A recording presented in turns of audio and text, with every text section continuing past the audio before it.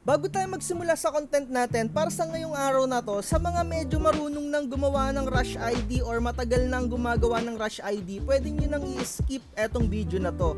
Kasi meron lang akong i-share mga tropa na sa mga baguhan or sa mga magsisimula ng printing business, isa sa mga mabenta talaga yung mga Rush ID. And kanina habang nag-i-scroll ako sa newsfeed, meron akong nakitang content creator na i-experience niya hindi pantay yung pagka 1x1, yung 2x2, and syempre alam naman natin kapag ka magpapapicture sa atin si customer or alam niyo yon magpapaprint ng ID picture, makikita ninyo, di ba syempre napakaro nung pinakadamit nila. I mean, napambahay lang or ordinary lang, di ba? And syempre isa sa mga factor na mas tatangkilikin kayo ng customer kung marunong kayong mag-edit. And syempre hindi tayo lahat marunong mag-edit. Kaya naman meron akong ituturo sa inyo na napakasimpleng way. At syempre, napaka-importante din ng template na gagamitin natin. Napakaraming template na available dyan. Yung iba may mga free, mga tropa. And syempre, etong template ko na to, nakapag-free na rin ako neto before. Pero syempre, napakaraming mga nagre-request na dagdagan ko daw yung template ko. Kaya naman, dinagdagan ko to. May mga iba't ibang sizes dito. And sabi ng mga nagre-request sa akin, willing naman din daw silang bilhin yung template. Kaya nag-come up ako na etong template natin, dinagdagan ko, and kahit papano for sale na siya. Message lang kayo sa ating Facebook page kung gusto nyong mag-avail mga tropa. Napakamura lang neto and affordable ko lang naman na ibebenta to sa inyo. And anyway, ituturo ko nga sa inyo kung papaano yung pinakasimpleng way para kahit papano matuto kayong makapag-edit kapag merong sa inyong magpapaprint ng Rush ID 1x1, 2x2, and syempre ma-upgrade ninyo yung pinaka total experience ninyo or yung kakayahan ninyo na makapag-edit. And gagamitan natin to ng Gemini AI. Kung ikaw sa ngayon mga tropa hindi ka pa gumagamit ng mga AI tool, medyo nahuhuli ka na. I-upgrade mo yung sarili mo and aralin mo to. Napakaraming editing tool dyan, pero etong si Gemini AI isa sa mga nakikita ko na napakagandang gamitin. And magagamit mo to, syempre lahat naman na tayo siguro sa buong mundo, sa buong Pilipinas, merong Google. Basta meron kang Google account, makakapag-access ka dito sa Gemini. Papaano ba yung gagawin natin? Magpunta lang kayo mismo sa pinaka-Google, ilagin nyo lang yung account nyo, i-click nyo lang tong Google Apps, click nyo lang tong Gemini, and lalabas na itong pinaka-web user interface. Makikita nyo dito as Gemini. Mga tropa, ako kasi medyo nasanay na ako sa paggamit din ni ChatGPT. And ang unang-unang yung gagawin dito, tuturuan niyo siya kung ano yung pinaka magiging siya na AI or kung ano yung i-act niya.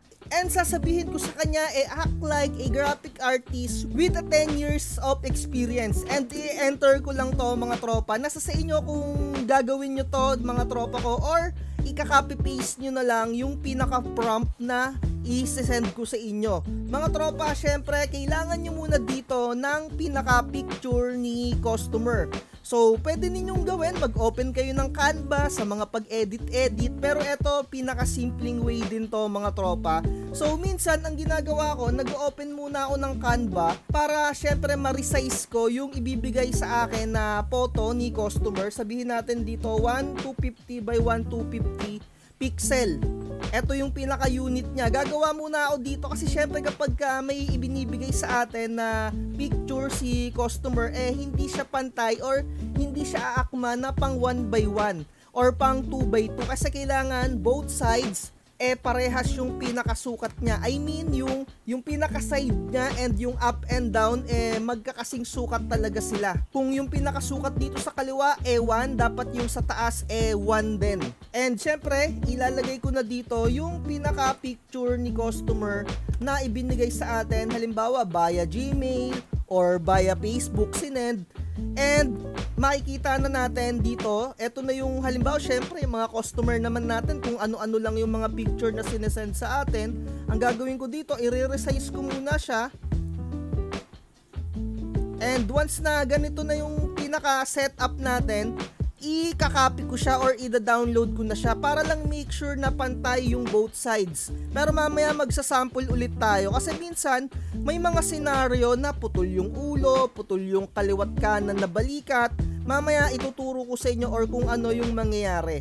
So once na ma-set up na natin siya na pantay na yung kaliwat kanan niya or yung pinaka top and lower part, i-copy nyo na dito. Idadrag nyo lang yung pinaka picture and meron tayong i-enter sa kanya na pinaka prompt.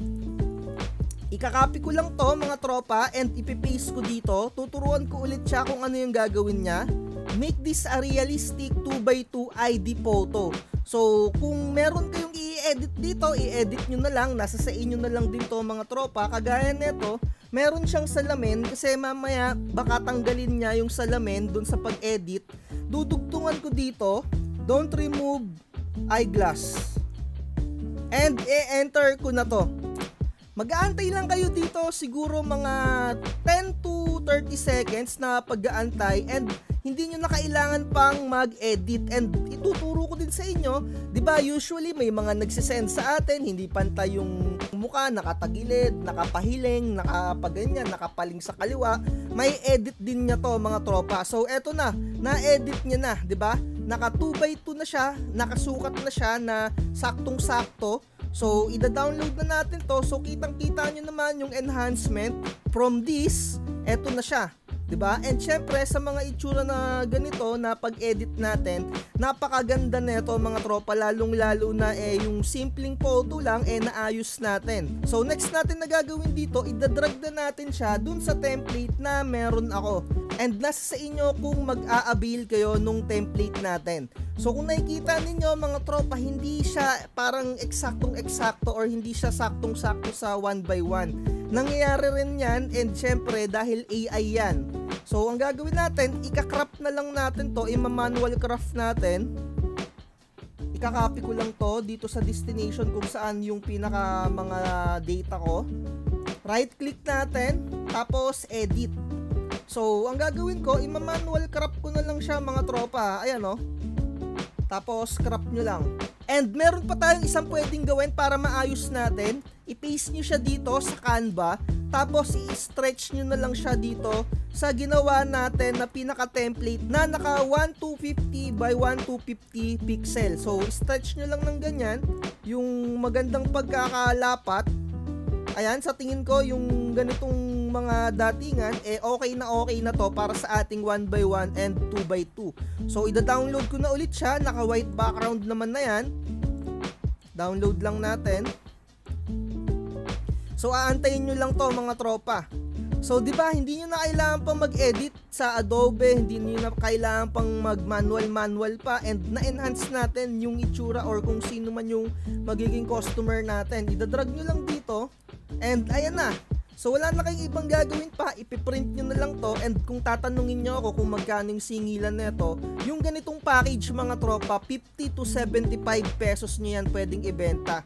And pwede nyo pa itong paghiwa-hiwalayin. Halimbawa gusto nyo yung kalahati lang neto para syempre hindi kayo masyado mamahalan, or kung halimbawa gusto nyo ganyan lang, ayan o, etong part lang na to, so pwede nyo itong isingel, sabihin nyo na naka-package 45, diba? Or 35, mas marami pa yung kikitain ninyo. 'Di ba? So ganun lang. So next part naman tayo ng video na to, and usually magkukuha tayo ng sample dito sa internet, and syempre kagaya ng sinabi ko, may mga nagsisend sa atin sa Gmail, sa Messenger na nakapaling yung ulo kagaya nito, isa-sample natin. So ika-copy ko lang to, basta meron kayo nung prompt na ibibigay ko sa inyo, hindi kayo magkakaproblema. Kaya okay lang kahit nakapaling yung leeg ng ganyan, hindi kayo mahihirapan. So ika-copy nyo ulit yung pinaka-prompt, ipipaste lang natin dito, and enter nyo lang yan. And pagkatapos nyan, wala kang iba pang gagawin kundi mag-antay. Inuulit ko, kung meron kayong gustong baguhin dun sa pinaka-ine-enter natin na prompt, baguhin nyo na lang, nasa sa inyo na yan. So antay-antay na lang natin. So nakita naman natin, eto na yung naging pinaka-output. So wala tayong ibang gagawin dyan, i-download nyo lang ulit yan. So idadrag ulit natin yan dun sa pinaka-template natin. Ayan, so ulitin lang natin mga tropa ha, para mas maliwanag. So halimbawa, ito yung pinaka-template natin ha. Idadrag ko lang to. 'Di ba? Nakikita ninyo, putol yung pinaka-ulo niya.